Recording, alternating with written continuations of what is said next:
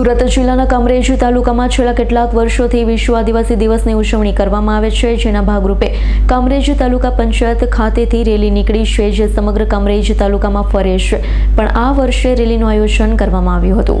સુરત જિલ્લાના કામરેજ તાલુકામાં છેલ્લા કેટલાક વર્ષોથી વિશ્વ આદિવાસી દિવસની ઉજવણી કરવામાં આવે છે, જેના ભાગરૂપે કામરેજ તાલુકા પંચાયત ખાતેથી રેલી નીકળે છે.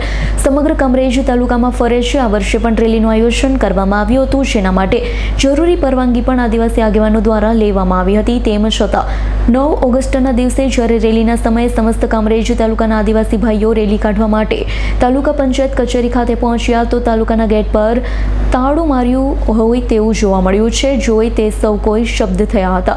બાદમાં સૌને ફોન કરી તાળું ખોલવા માટે આજીજી પણ કરી હતી. તેમ છતાં કોઈએ તાળું ખોલ્યું ન હતું. ભગવાન બિરસા મુંડા તેમજ બાબા સાહેબની તસવીરને ગેટ પર મૂકી દીપ પ્રાગટ્ય કરી ત્યાં રેલી કરવાની ફરજ પડી, જે બાબતે સમગ્ર આદિવાસી સમાજમાં કચવાડ પેદા થયો છે. સમગ્ર બાબતે આદિવાસી સમાજ દ્વારા ચૂંટાયેલા પ્રતિનિધિ અને અધિકારીઓને જવાબદાર ગણવામાં આવ્યા. આ બાબતે સીધું અપમાન અને અવગણના થઈ હોય તેવું માની રહ્યા છે, જે બાબતે આદિવાસી સમાજના આગેવાન દ્વારા કામરેજ મામલેદારને આવેદન આપી યોગ્ય કાર્યવાહી કરવાની માંગણી કરી છે.